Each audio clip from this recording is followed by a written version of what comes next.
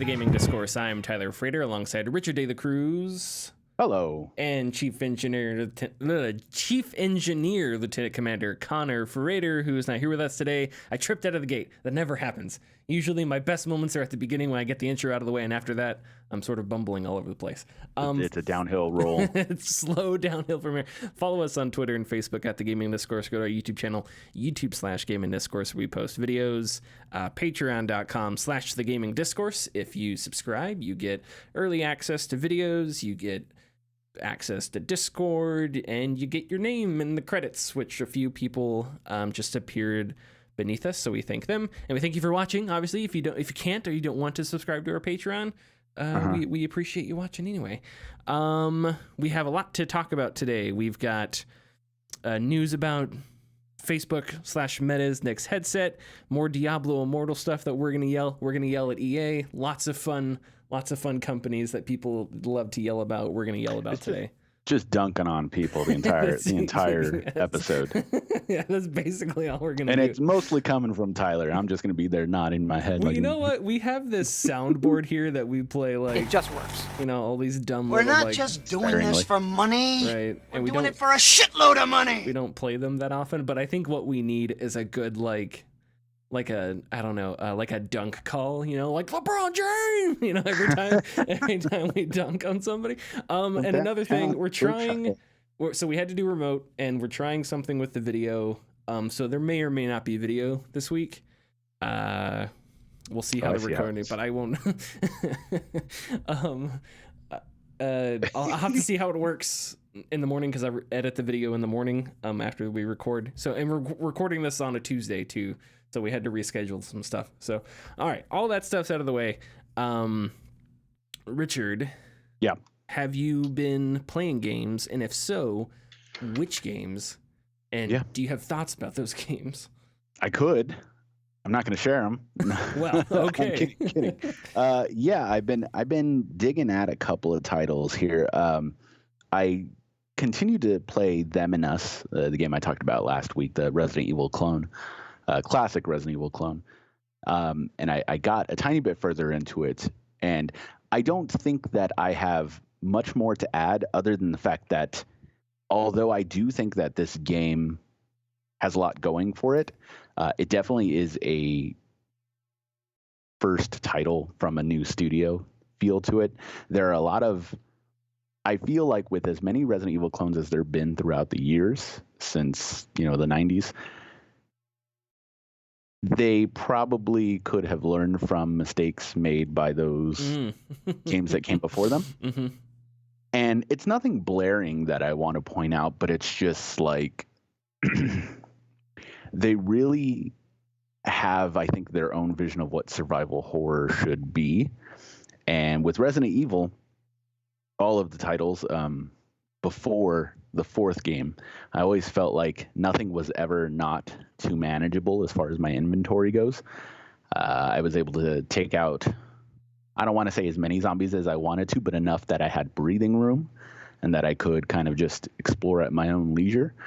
Sure. In Them and Us, I feel like there are particular major sections you have to get through in order to continue, and they pollute those areas with lots of enemies. Mm. And you run out of ammo faster than you get it. There's a part where you kind of keep getting ammo, which I thought was really good, but it was wasted on the swath of zombies that I have to maneuver my way around. And normally that I don't think that would be too annoying, but the fact that there is, I feel, save points too far in between. And let me back up on that statement a little bit. In Resident Evil, in order to save, you have to grab an ink ribbon in order to save at the typewriter in the classic Resident Evil games. And usually when you'd grab an ink ribbon, depending on the difficulty you'd play, you usually would get one or two. So that if you used one, you'd at least have a backup somewhere. In this game, I do kind of like it, but you get a vinyl record of classical music, and you have to use a record player, but I forgot the actual it has the big like tube speaker on it. Phonogram? No. I know what you mean. Yes. Sure. You have to use one of those. Yeah. So the vinyl record you only get one, and so far in the game, I've only found 3. Okay. That in like the entire game, and so I've only been able to save 3 times, but I've been playing for like 5+ hours, which definitely doesn't sound like a lot of gameplay time compared to like what I'm doing. But if I have to like drop out of the game quickly or go do something, I can't just save at my leisure, which I understand that's not how the game is developed. No knock on them, but there could be some leeway when it comes to finding those items. But other than that, I still am enjoying it. There are good puzzles, of course, notes left behind that you have to read to figure out other puzzles that are around the mansion that you're kind of traversing through.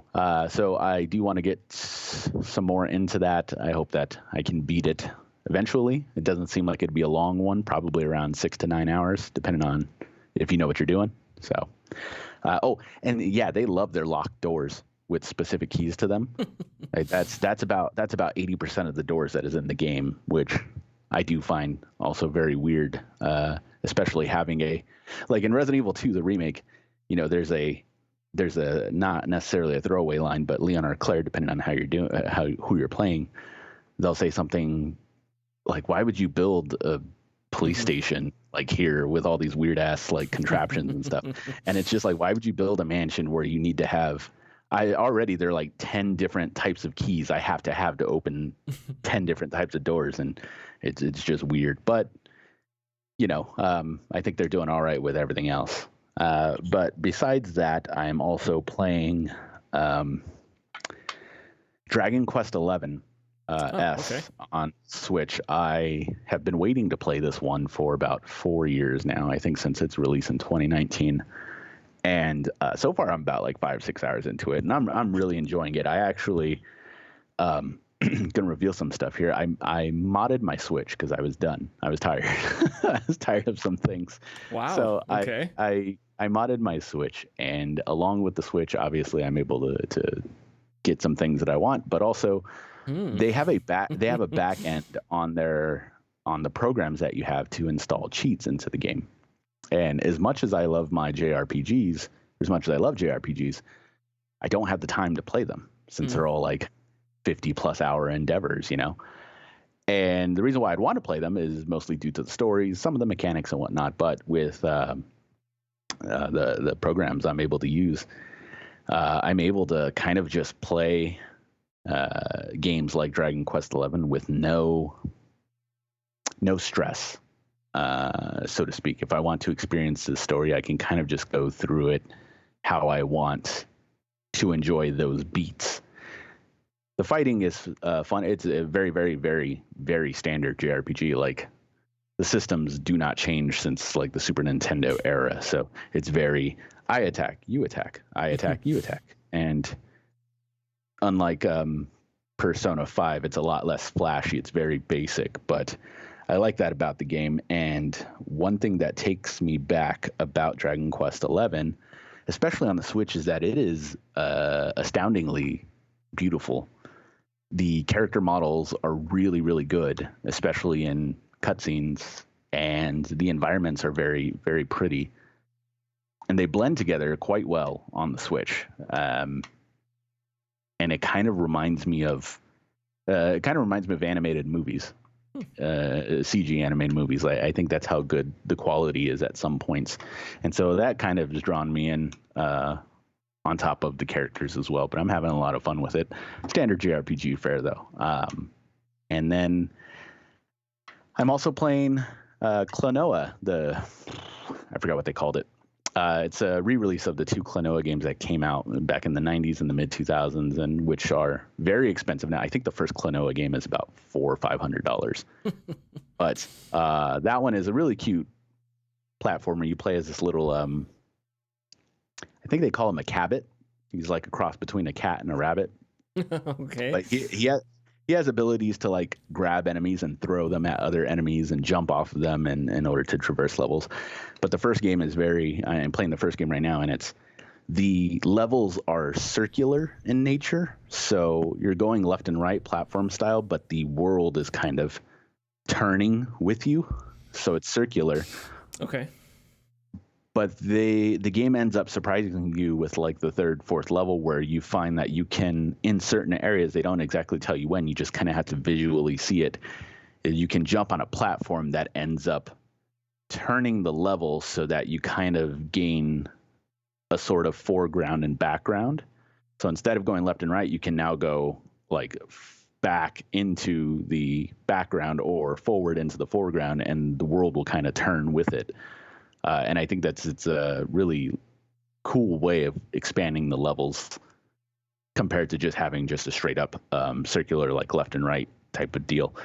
But it's very cute and it's very easy, but it's something that I played when I was a bit younger, and it just has this style to it that's it's very calming and neat. But how are you playing it? What system? Oh, PS4. PS4. Oh, okay. On PS4. So it's on PS4, PS5, PC. Yeah, it's on everything. So okay. But cool. Yeah, that's it. Those are the three I'm playing. So I've gotten pretty far into Days Gone. I've sort of been focusing. I've been playing Days Gone and I've been playing Squad. There's not a whole lot to say about Squad. Go ahead. What were you gonna say? Oh, sorry. Are you just kind of trying to blaze through Days Gone? I was, and I think I may not finish it. Oh no. So yeah. So I've been playing Squad and Days Gone. Making a video about Squad. I've talked about Squad a lot, and I'm not sure how much more I can talk about it. I don't have a Squad story to share. I don't remember, but I do have. Squad is just an insanely good game, and they've added with the 3.0 update, they've added so many new. There's new vehicles. There's new weapons. There's a couple new factions, and these factions have their faction specific weapons things as well. They do. Yeah. So it's just that it's insane how good Squad is. And I talk about this in the video. We're kind of right now, as far as the genre of big open multiplayer tactical shooter, we are going through a renaissance right now, and I don't think anyone it's not really no one's really talking about it, but we're going through this big renaissance because Squad is really good. Then there's Postscriptum, which is published by the people that make Squad, but it's developed by somebody else. It's essentially Squad World War II, with some, but there are some mechanical differences. Then there's Beyond the Wire, which is, again, published by the people that make Squad, developed by somebody else, and essentially Squad World War I. And then you have other games like Rising Storm 2 Vietnam. You've got Hell Let Loose. You have a couple other games like that where the idea is it is a big multiplayer game. It's Battlefield, but it's realistic, and teamwork is important. And there's a bunch of these different games, and they're all really good. All of them are really good. So we're going through this renaissance in this niche genre right now. Squad just happens to be my favorite, but yeah, the new maps for Squad are just so freaking good. Some of the new maps, what Squad does, and I know I've talked about this, but Squad makes maps that are just difficult. They're just difficult to figure out. There's one map that I like, but I hate, and it's got a big, picture a square. All right. Oh, okay. I know. Calm down. I know. No. And then top left. So kind of in the middle of this square is a city that's cut into 3 sections because two rivers, or not huge rivers, small rivers, whatever, streams go through it that are big enough that you need a bridge to get over, with a car. Got it. So this city is sort of split into 3 sections, and the city is dense. It's really dense. Around that city is a lot of farmland, and that's pretty open, and you've got sporadic tree lines and things like that, but it's not anywhere as dense as the city. And what makes this map really difficult is some of the objectives are in the city, some of them are out in the farmland. So the contexts will completely change, because if you're taking an objective in the city, you don't want to roll a vehicle through, because if you roll a vehicle through, you're just going to get rocketed from like all kinds of different directions, because it's really difficult to defend yourself in a vehicle in a city. Right. But if you're out in the open, if you're in farmland and you're in a vehicle, you can see all around you, like there's no cover, so it's a lot harder. So the contexts change. So there's another map that's like that. I've talked about that with an airstrip in the middle of a desert, and you just have to figure out how to get across this desert into the airstrip. Mm-hmm. Squad, they create these maps, and the new maps are just like that. They have tactical challenges that you have to figure out, and are really easy to mess up on, but are also really easy to, work with a couple people and get something really cool going. And I think that should really be applauded, because these maps are not player friendly. But through them, Squad accomplishes a kind of gameplay that requires certain types of communication and stuff that I just think is hard to find in other shooters and things like that. Right. And other multiplayer games in general. But so that's Squad. Squad's great, whatever. And I'll make it, and I'm making Squad. Yeah, Squad. I'm making a video about it, and whatever. Okay. But yeah, so I got to a big moment in Days Gone. And how far have you played Days Gone? I have not played Days Gone, but I did read the story, I read like the big story beats, and I understand that, of course, I don't get the entire picture by doing that. I just get the story beats, but there were a couple parts that I assume were supposed to be the like moments when I was just like, oh, okay. So do you care about spoilers? No, not all right, at all. So we're going to do Days Gone spoilers starting here in a few seconds. And if you don't want to listen to it, skip, I don't know. Skip ahead. It's been a couple of years now. I think we'll be all right. So this is a major spoiler. All right. So throughout the entire game, so Days Gone is not written well, I don't think. It has Deacon is a bad person in a lot of ways, and Days Gone is trying to communicate that, but it doesn't always communicate it effectively or expertly. I think it sort of struggles with that sometimes. It also struggles with tone.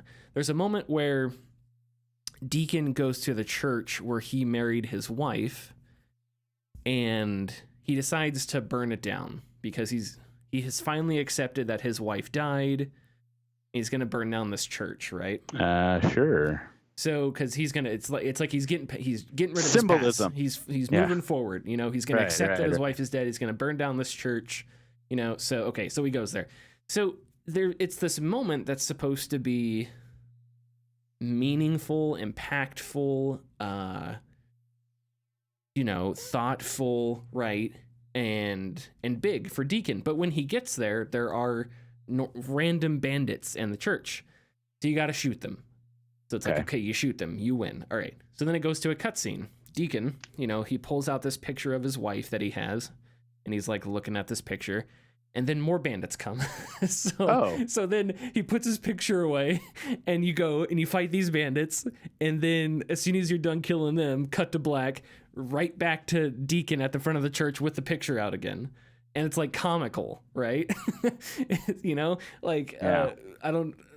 My wife was with me, and we were joking that he was like holding the picture out, like shooting like behind his back, but like there's no reason for that moment to have that shootout. It just doesn't need to be there. Let Deacon go there. Let him burn down the church. You don't need to fight people. Especially if you're aiming for it to be a like poignant moment. Yes. Like, don't interrupt it with BS. And it wasn't like an important fight. It wasn't like the people that you were fighting were specific villains or a character. It was just random bandits. So it didn't matter. And there's a bunch of things in Days Gone like that. One other thing. So Days Gone also has a trouble with figuring out how to the combat's just the same. You slow down time, you shoot bad guys in the face. You slow down time, you shoot bad guys in the face. There's nothing new to it. New enemies are just heavily armored, and they have big guns. Like there's just nothing that in Last of Us. It's like you have bad guys, you have zombies. Then you have clickers. You can't shoot, you have to sneak around. Then you have the big guys. Then you have the zombies that'll sneak around and like pounce on you. Then you have dogs, because the people will send dogs after you in Last of Us 2, right? So it's like if you remember in Last of Us 2, it's like you're sneaking around, the dogs will catch your scent, right? And you have to like figure out how to get around that. So there's all these different folds to the combat, and Days Gone just doesn't do any of that. It just the biggest thing is just, this guy has a lot of armor.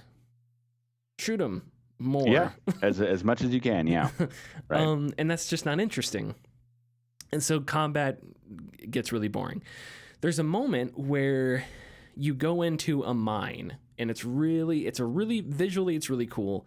It's this creepy mine with like flickering lights, and there are zombies down there, and you have your flashlight on, and you're trying to navigate your way through it, and is kind of fun. It's a nice little, the creepiness was the point. It wasn't all the zombies that you had to kill down there, but it was frustrating because I was like, okay, this needs to be like 3 hours into the game, and by this point, when you go into a mine, there needs to be different things happening. It needs to be creepier. There needs to be new things happening, right?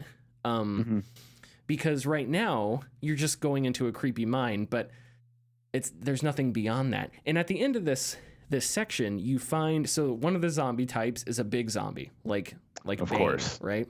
Yeah, a big muscly guy, and he runs and he smashes you, Hulk smash, and you got to shoot him a bunch. So anyway, so you got to fight those guys occasionally. Anyway, at the end of this mine, you see one of them is dead, and there's a recording device. So I'm like, oh, okay, so that guy's not dead. You're going to pick up the recording device, and he's going to get up, and you're going to have to fight him or something, right? Sure. So I toss a Molotov, and I shoot him a couple times, and I'm like, all right, maybe they're not going to let me, kill him cheese my way out of it. Yeah. So I pick up the recording device, and the recording device is like scientists talking about how the big zombies happen, like giving it a lore reason. I'm like, all right, cool, whatever, sure. And then it ends, and that was it. I was like, oh, there's no twist here? There's no, like, okay, and I exited the mine. And it's like that if you took that moment, you put it 2 hours into the game, it becomes kind of creepy, right? Because you see this dead enemy that you're like, oh shit, I'm going to have to fight this guy at some point. I'm going to have to fight these things, And that's something that games do, where it's like you see an enemy off in the distance, and like in Half-Life, you see the giant walkers and you're like, oh shit. And then 10 hours later, you're fighting one, right? Yep. It's kind of like a cool introduction. But instead, this moment happened 20 or so hours into the game. And so it's just like, oh, okay. I've already killed 10 of those guys, so it's not creepy. It's not foreboding. Right. It completely loses any like emotional. So anyway, so that moment kind of bothered me because it just felt so out of place, and it's just like, could you do more? Can you come up with something else? Okay, but so big spoiler. So Deacon, he goes back and forth.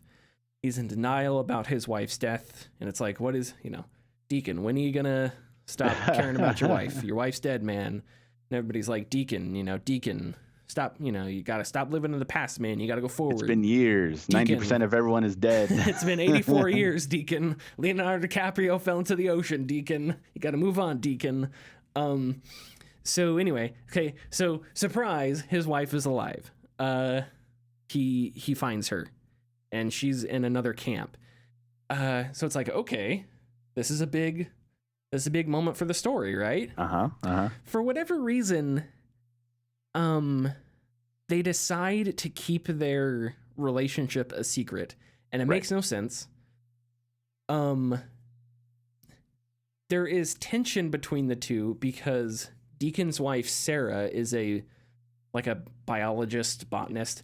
Right. She's clearly working on something that can be used as a weapon against the zombies, but she doesn't just explicitly explain that to Deacon.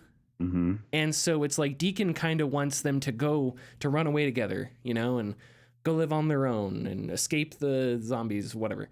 But she's like, no, we're fighting a war. Like, we can make a difference. And so Deacon's like, okay, I'll stay here with you. And it's reluctant.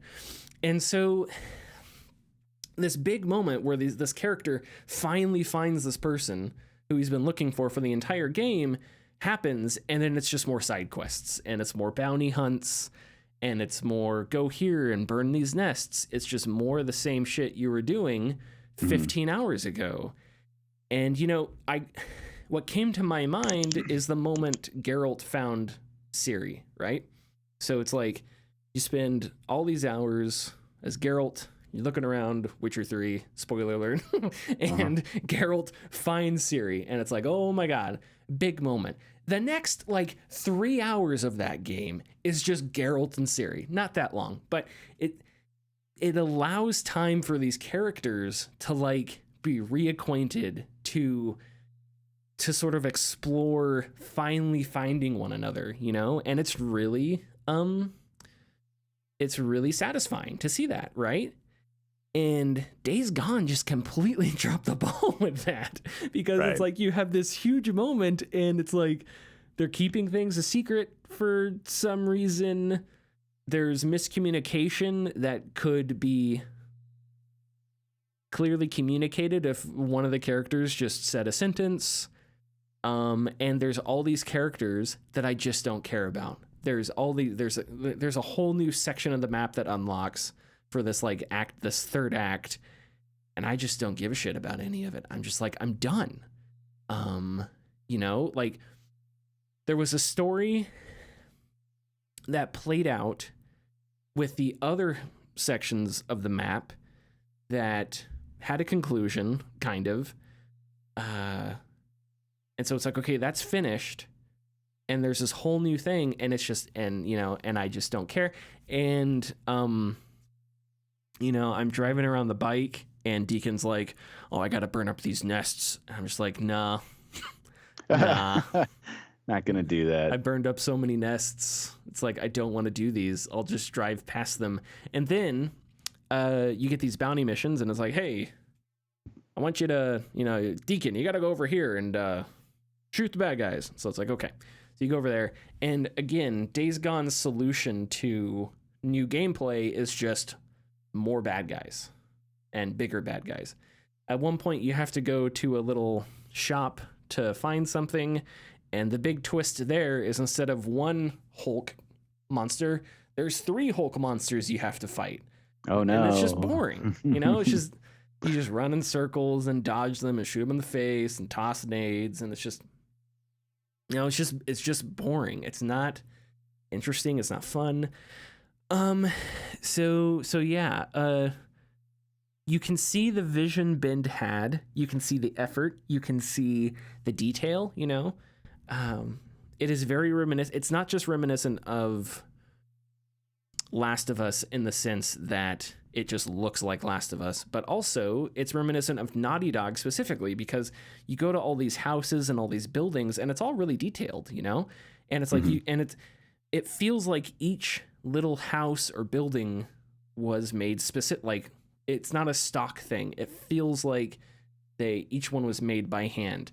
Much like in Last of Us, you go through a level and you go through 6 buildings, and each building is completely distinct. You have a coffee shop, and you have the coffee shop with the posters, and it's everything, and then you break through a wall, you go to the next place, and it's a computer repair shop, and there's all these computer parts and posters for it, and a poster for a sale, and then you go to a newspaper office, and it's all these plaques that the newspaper won all these awards, super super detailed, and that's kind of what Days Gone does. But yeah, it's just not interesting, and I think I've reached a point where I'm just like, you know what, I'm good. I get it. and I think I'm done. I don't know if I want to finish it. I don't know how much longer I have. I don't know if I have 5 hours or 10 hours or 2 hours. One of the quests, it tells you how done you are with one of the quest lines, and one of the quest lines is only 14%, and I'm just Holy crap. And I'm just like, is that 6 more quests I have to do? That's so I hate that gauge too, because one quest can take care of like 40%, and it's like, what is the percentage you guys are going off of here? Like, right. And it's very weird. Yeah. So yeah, Days Gone has some really interesting ideas. It does have some interesting writing. It does have some interesting little plot lines. But it also just sort of drops the ball at a lot of places. There's one character who is, I believe this character is bisexual, but she's clearly in the game, unless I completely missed something, I had thought for sure the game was telling me she was in a relationship with somebody. And then at one point her and Deacon have like a tender moment where Deacon got like injured and he has his shirt off. And she, I don't want to say hits on him. It's not like it's sort of like a Tinder hitting on. I'm not sure what you would call that. Flirting, I guess. Like in the moment, like into the world, we should make love here kind of thing. And Deacon doesn't want to do it. And she says, Deacon, I'm not married. And it's like, whoa, hold on. Is she trying to justify cheating on her girlfriend or what is this? Like, and Deacon says no, and I was like, hold on, what? Like, it made no sense, and it was so awkward and weird, and it never comes up again, and it's like, what was that moment supposed to mean? What's that supposed to tell me about Deacon? What's that supposed to tell me about her? What's that supposed to tell me about their relationship? What's that supposed to tell me about her relationship with her friend? Is it her friend? I don't really know. If it was her friend, why would she say I'm not married? It's just like, it's just an explosion of questions. And then 2 seconds later, it's Deacon. There's a guy with a saw machine gun you got to go kill. Like, all right. So. If I must. I think I got it all in my system. So that's Days Gone. And yeah, I try to, I try to finish games even if I don't like them. It does not happen often that I will just stop a game because I don't like it. The last time this happened where I was playing through a single player game and then where I played through a good chunk of it and stopped playing it just because I just didn't like it anymore, was the second Wolfenstein. Okay. The new Colossus. New Colossus, right, yeah. right. So it doesn't happen often, but yeah, so that's my spiel about Days Gone, and It was a good one. And I think I'm gonna go to Ghostwire. At least Ghostwire is like, I don't know, at least Ghostwire's fun. There's like floating cats and I think Ghostwire's benefit is that Days Gone sounds like it's trying to take itself a bit too seriously. It does take itself very seriously. Without the writing and the approach to back it up. Whereas Ghostwire is, hey, spooky stuff is going down. Figure it out. Yeah. Here's an invisible best friend. Yeah, Ghostwire is definitely not perfect, but it also and it's obviously a very generic game in a lot of ways. But I was playing, I was switching back and forth, and I was just like, I think I was just having a better time with Ghostwire. It was just fun, and even though they both had similar problems, like I haven't even unlocked. Yeah, in freaking Days Gone, I hadn't unlocked a third of the skill tree, and I was just like, there's nothing I want here. And It's the same thing with weapons in Days Gone. You slow down time, you shoot people in the face. So what weapons do I need? Mm-hmm. I already have weapons that do damage. I can already slow down time and get headshots. Why do I need a super expensive weapon with better stats when enemies die with a... I can use my pistol to take out 80% of the enemies I come across. Yeah, It's like, what's the point? And I'm not going to force myself to use all these different weapons because they're there. Anyway, so that's my Days Gone spiel. Are we ready for the news? Let's do it. We want to give a massive shout out to the sponsors of this episode. They have been silently supporting us since the very beginning, and we felt it was time to give them some love. The like and share buttons have been at our side since episode 1 of the podcast. They can be found just beneath this episode. Please give them a click, it helps us greatly. If you're feeling lucky, click the bell icon to enter for a notification anytime we post new content. You may be surprised by what you get. The next Meta, in parentheses, Facebook, headset is called the Meta Quest Pro and will cost $1,000. This is according to Bloomberg's Mark Grumman. Meta is likely to officially introduce the name and availability later this year. Reading straight from the story, quote, "The new Meta headset will have far better graphics, processing, and power compared with the regular Meta Quest headset. It will also include external high-resolution cameras to simulate AR in color, eye tracking, more storage, new controllers, and high-resolution displays for virtual reality," end quote.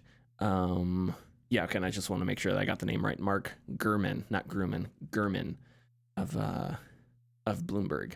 Okay, I found this interesting for a few reasons. Mm-hmm. Because the Quest 2 or whatever the hell it's called now, it dominates the market because of its price, right? Right. Now that's something that I was wrong about a long time ago. I thought that games would be the thing that got people into VR, and I guess in some sense it did. Yeah, I think you're not absolutely wrong about that. There is definitely two sides to that coin. Yeah, because I think the Half-Life Alyx probably got a ton of people into VR, but just a headset you can plug into your PC costing whatever $300, that got a ton of people into VR too, right? So that's the success behind the Quest 2, and the problem with the Quest 2 is going to be games. There's just not, I don't know. I guess that's the problem with VR in general, is there are a ton of really good games, but they just don't come out with the frequency that I think people would hope or want. But there are a ton of really good ones out there. It's just sort of the frequency is the problem. And so, yeah. So the thing that kind of confuses me is if the Quest 2 was successful for being cheap and their next headset is $1,000, what's the why? You know what I mean? That doesn't seem to be leaning into the reason that the Quest 2 was successful. And we also we had those reports about Meta trying to like steer VR toward more less businessy stuff, and that doesn't make sense either, right? Yeah. Because if you're getting a headset to go to the office in, you definitely don't want to spend $1,000 on that, right? So it's like, that's why this confuses me. No, it confuses me as well. I think that plain and simply, this is an overreach, or nobody over there is thinking about why the Quest is so popular. And all I have heard since the Quest 2 has been released, from not the people who have bought it, the people who are buying the Quest right now, I don't want to use this word. They're the average person. I was going to use the word casuals, but it is the average person who kind of the same folks who bought the Wii. Like, oh, this is a really cool, neat experience. Yeah. I want to play this. It's very easy. I can get it. You know, there are gestures to perform that, you know, me as a human can just do. The folks who are apprehensive about the Quest are the more hardcore gamers. They don't want the Quest because the specifications don't fit what they want. Mm-hmm. Whereas something like the Valve Index does, or the HTC Vive does. So I think that those folks, what they wanted was something that was a little more powerful, but still cheap. If they came out, if Meta came out and they said it was going to be maybe $400 or $500, but maybe twice as powerful as the Quest as it is now, I think that's a better pill to swallow. Yeah. For the hardcore gamer but not necessarily casual. But of course, just like Don Matrick said in 2013, those people do have an experience, and it's called the Quest 2. Oh, man. But I think this is an oversight on their part as far as what they want. Yeah, if this is true. Yeah, right. But it's Bloomberg, so it's true. like, this is a totally reputable report. This isn't like vrrumors.net, you know? Right.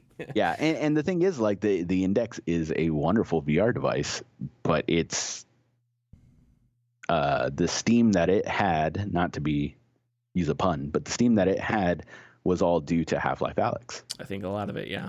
Yeah, and that's not to diminish like what the Index has done, but after Alyx, for those who were looking for something just like it, the next closest thing was Walking Dead Saints and Sinners, which has already been out for several years now, and not much else beyond that.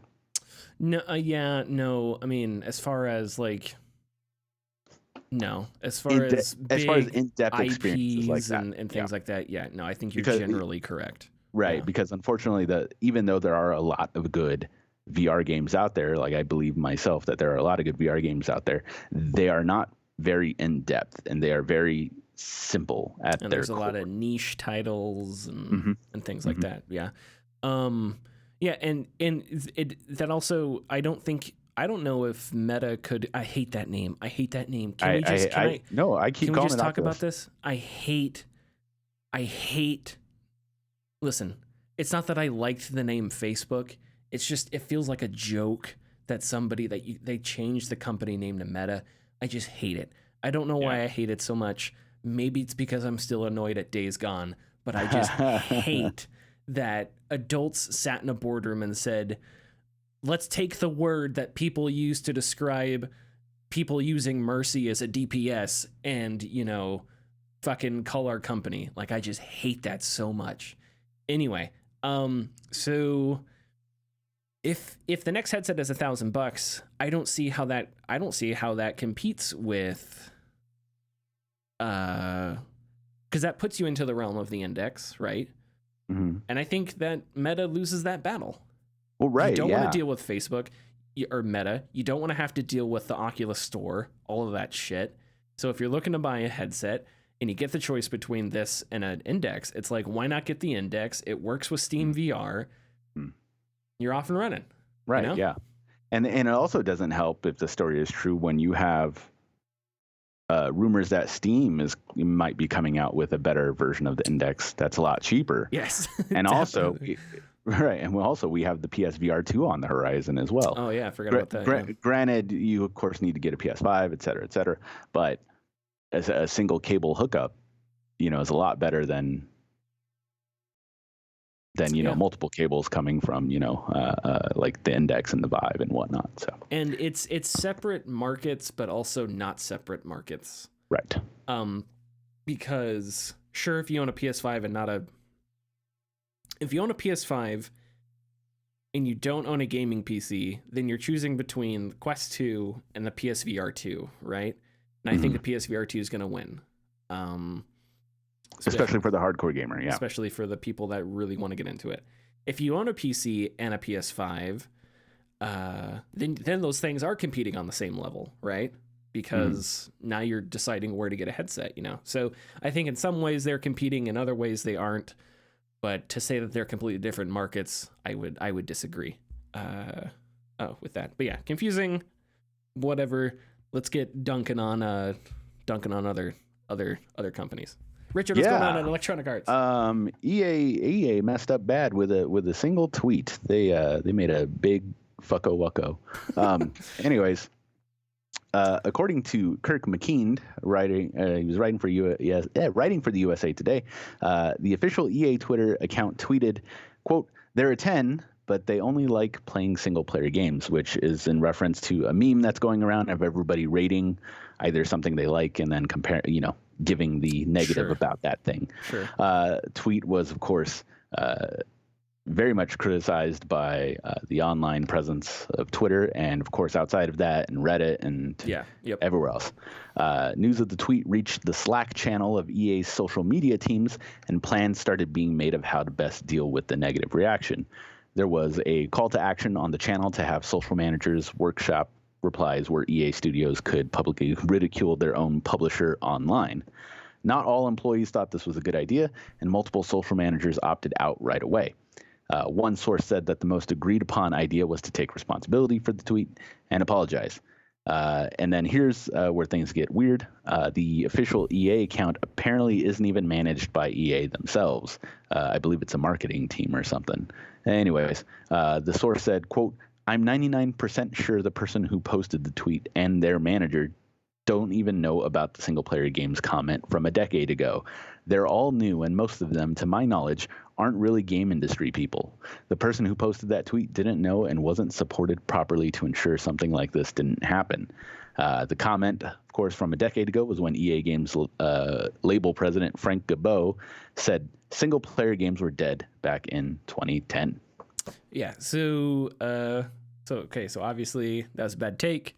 Yes. Social media is fake, and the quicker we're all off of it, the better the world is. I love that. I love that the reaction is, how do we make this into a PR win by dunking on our, like, having our studios, they were gonna have all the other studios reply to that on ourselves. And I just feel like, I don't know, I feel like that's so just delete the tweet, and I don't know, I just think it's dumb. Yeah, I don't know.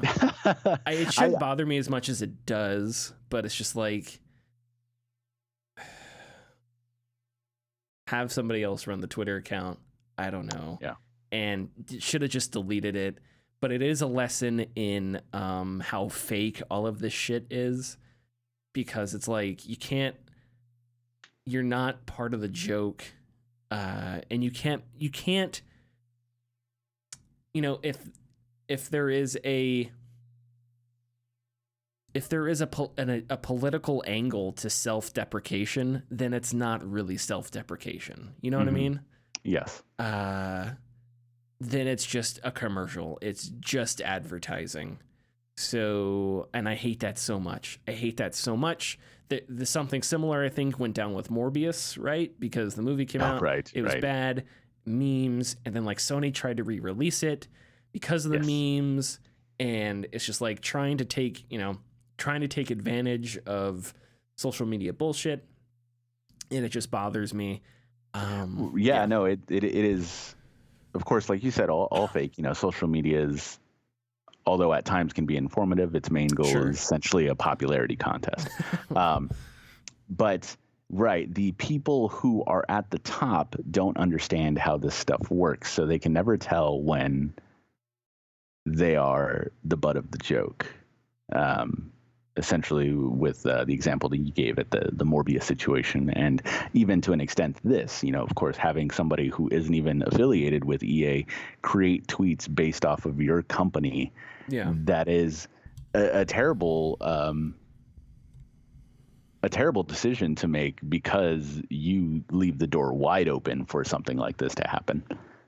And then obviously it did. So and you know, again, Andrew Wilson did not type this out and send it, but you know, if you're some person who's been slaving away working on Dragon Age 4 or working on the Dead Space remake, does this not bother you a little bit that your company doesn't have the systems in place to stop stupid shit like this from going out on your social media handles, you know?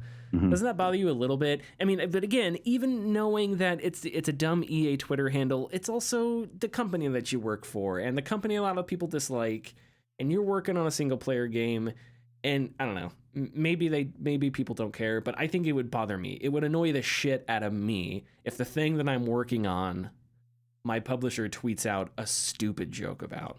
That would bother me. Even though it's fake.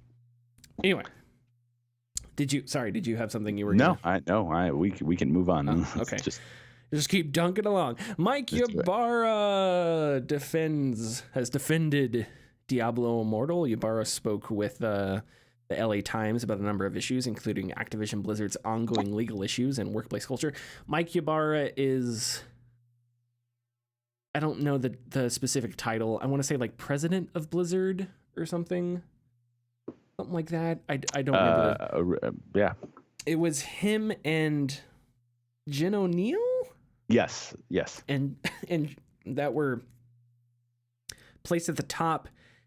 And I think it was the job J. Allen Brack stepped down from, and they put Ybarra and O'Neill. O'Neill then stepped down because she wasn't being paid as much or something, which I thought was just insane and still is insane, because of what was going on at Activision Blizzard at the time. But in any case, I just wanted to get the title out. I believe it's like president of Blizzard, but that may be incorrect. Anyway, in this interview with the LA Times, he was asked about Diablo Immortal's microtransactions, and he had a few things to say. Quote, "When we think about monetization at the very highest level, it was, how do we give a free Diablo experience to hundreds of millions of people where they can literally do 99.5% of everything in the game? The monetization comes in at the end game. The philosophy was always to lead with great gameplay and make sure that hundreds of millions of people can go through the whole campaign without any costs. From that standpoint, I feel really good about it as an introduction to Diablo." In a follow-up email, Blizzard said that the vast majority of players aren't spending money. Ybarra also pointed to the game's positive rating on the Apple App Store, which comes from over 110,000 user reviews. So, Okay, hold on. I gotta figure out where to start with this. Data Cruz under the basket. There's the pass from friend. No. I keep losing my point because I don't know what to do. So, great. Yeah, pick and choose the application stores that this game is on to like kind of, oh well, look at that. It's like, well, that's not really like. Let's just say it. Fuck the Apple App Store. Right. Yeah. Fuck them for sure. Go to Metacritic. Yes. Mike. Right. Mike. Let me ask you a question. You Mike, confident buddy. in your Hey, game? Put it on Steam. What do you think the user reviews will say when you put it on Steam? Right. Exactly. Get out of here with that shit. Like, it's so disingenuous. It's so so that's sorry, I'm gonna just interrupt it. Like, fine. The monetization comes at the end game. That's funny because almost every single person wasn't one of the main things that like you are bombarded with like purchase this stuff now, like type ads, like right when you start the game. I don't know. I haven't played it. But if on Google Play Store, what is it? 3.7 out of 5 stars. And that's 781,000 reviews. Wow. Yeah.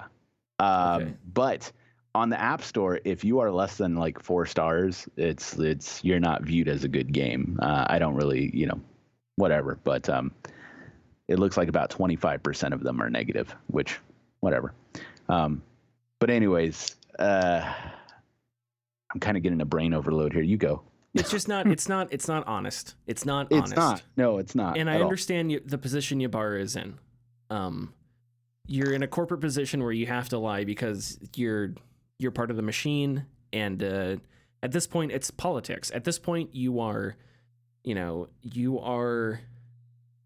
arguing the same way that a press secretary has to argue about something when they're trying to prove the president's point or some shit like that, right? It's disingenuous, it's intellectual dishonesty, and lots of people do it in similar positions that Ybarra is in because it's part of their job. So this Mike isn't the only person to ever do something like this, but it's still annoying, and it's still wrong, and it's still lying, because the point of Diablo Immortal is not to be a free-to-play experience that everybody. It's to make money off of the microtransactions. That's right. Why it exists. Yes. It exists to capitalize on a market that is, listen, it will make you a ton of money. A market that is flush with cash. Mm-hmm. But that does not mean it is right to capitalize on that market. And that's the conversation. One, yes. it completely sidesteps the predatory aspect of it. Stephanie Sterling will argue that it's predatory, that they purposefully make things in such a way that it manipulates people who maybe have trouble with gambling or gambling addictions or things like that into spending money. I don't think that's an unreasonable argument at all. I think it's true. But like Activision Blizzard wouldn't want to go there because it's a losing battle. So they have to figure out other ways and other euphemisms to use to excuse their actions. And you know what? Even if every scientist in the world penned a paper saying there's nothing psychological manipulating about this, fine. It doesn't mean it's not wrong. It doesn't mean it's not sucky. And it doesn't mean that the point of this shit was capitalizing on the market. And I just wish they would say it. I just wish they would say, people spend money on stupid stuff in a free-to-play game, and that's what we would rather make than focusing on making a Diablo experience that is, a premium game that continues the legacy of this great RPG that, is one of the staple IPs of our famous company. I just wish they would be honest about it instead of playing politics like this. But that's, I think if you dig all the way down, it gets to, okay, so, do you have to be doing this? Does the Diablo Immortal exist because your company needs another way of making money to sustain itself? Or is it just because it is a way to make money, so that's the way you're going, not because it's something that your company needs? And I think that's the answer. And that sucks that that's the direction that so much of the industry has gone, and it has made games demonstrably worse. Halo Infinite is not a better game because it's free to play. It just isn't. It's silly, and they're definitely not doing anything with it either.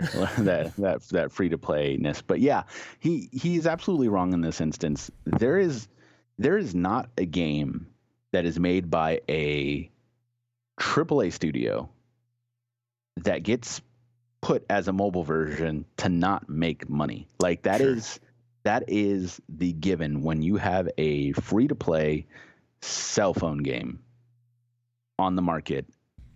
Its main goal is to make money, like 100%. So this instance of, giving a free to experience to Diablo players, that may be true for X amount of time, but if you want to enjoy the game any longer than that, you have to pay up. And especially it's so interesting because it's like monetization comes in at the end game. And it's like, okay, so if I want to play more of the game when I'm done with it, I got to pay more money. Like I got to pay money. Why don't you just let me buy a game? Like, what's the point in it? And there's plenty of other games that are very similar to the Diablo aesthetic that have been doing it on mobile for years, probably way better.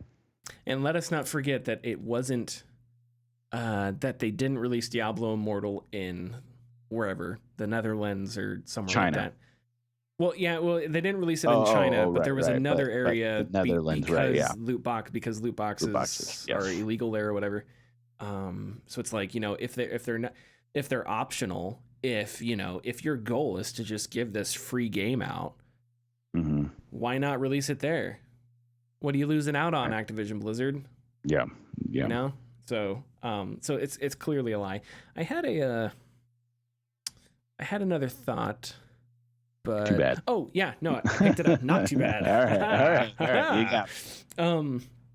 Okay, so because you said every mobile game exists to make money, and I can just hear somebody comment section, newsflash, every game exists to make money. I'm very smart. Sure. Well, that's but what I think is important to say is there's a commercial aspect to everything, right? But just because there's a commercial aspect to it doesn't mean that sucks the artistic and meaning from everything, right? There was a commercial aspect to The Witcher. Witcher was great. Commercial aspect to God of War and Elden Ring. They were still great. So there's a commercial aspect to everything. But this is a bastardization of that. This is a complete focus on, cutting away, chipping away at any meaningful value in order to just capitalize on a market. So I think that's an important thing to state, because yes, all games exist to make money, but that's not you can't just say that. It's more nuanced, right? Yeah. Right. Because anyway, I think you understand what I'm saying. I do. Are you ready for tidbits?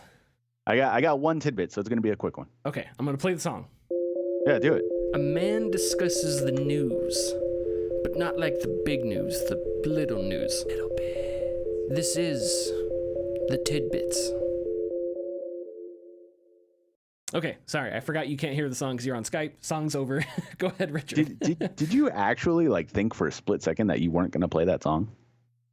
I did. I don't know why. I'm sorry. Yeah, shake your head. I guess. I'm sorry. One fan has spent over $40,000 to ask Nintendo a question. Twitter user Momiji Manju revealed that he had spent $40,000 to purchase enough stocks to attend a shareholders meeting for Nintendo. The fan asked the president of Nintendo, Shuntaro Furukawa, whether the company had considered relaunching some fan favorite game franchises, specifically the F-Zero series. Hasn't had a new entry since 2004, and people are hoping for another one. The user stated that he wasn't expecting to ask a question, but it was a pleasant bonus attending that meeting. Furukawa's response was less than exciting, saying, quote, "It is realistically difficult to develop new titles and remakes, including sequels, for every Nintendo game that people request, but we are very grateful and appreciate the expectations our fans have for our games."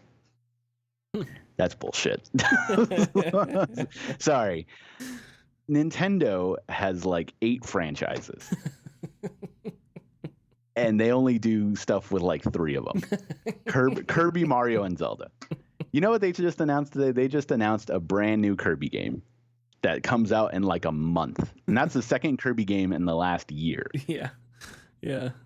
I like Kirby, but holy damn, if they just spent a portion of what they do on Kirby games, on all their other franchises, we would have a lot more of the franchises that have been dormant on the Nintendo systems for a long time. Stop making Mario sports games. You can make other games besides those Mario sports games. They might be fun, but I don't want Mario Racquetball, I want a new F-Zero. I would like a new Star Fox. Sure. Or if you are not going to do that, if Nintendo is not going to do that, then by all means license those properties out to other people who are good enough to take care of that. You did it with Retro Studio. So that has happened in the past, because they did. It just feels like Nintendo, I don't know, licensing things out is just right. The first time they ever did it was bad news. It was for the Philips CDI. They made very terrible games, Hotel Mario, and then the trilogy of Zelda games that are infamous now. And then they're working on the Donkey Kong game. Anyways, but the next time they happened, it technically wasn't licensed out, but a studio in Texas, Retro Studios, made Metroid Prime. Huge hit. Metroid Prime 2, huge hit. Metroid Prime 3, et cetera, et cetera. And since then, they've let people borrow their franchises. Ubisoft has borrowed Mario and Rabbids. That's true. Yeah. With Mario and Rabbids. Worked out wonderfully. To a lesser extent, they also let Ubisoft borrow out Star Fox. In my opinion, Starlink is the best Star Fox game that is not a Star Fox game. We could get more of these Nintendo games if Nintendo would just stop being so protective of their properties, or just make another one. That's it, because you're not doing anything else apparently. What's their next big game coming out? Xenoblade Chronicles 3. But then what's after that? Breath of the Wild 2? Right. Which is Zelda. Yeah. Yeah. So, anyways, sorry. No, it's fine. It's fine. You had your rants. I'm having mine. No, it's fine. It's fine. This is why I modded my Switch. Fuck Nintendo. It is morally correct. It is morally correct to pirate from Nintendo. And mod Nintendo consoles. So yes, okay. Do we have MPDs today? No, MPDs release on Thursday, so I'll have them next week. Okay. Yeah. Okay. Cool. Well, we'll have that to look forward to. Follow us on Twitter and Facebook at The Gaming Discourse. Go to our YouTube channel, YouTube/Gaming Discourse, Patreon.com/Gaming Discourse. You can support us, and we will see you next week. Bye bye.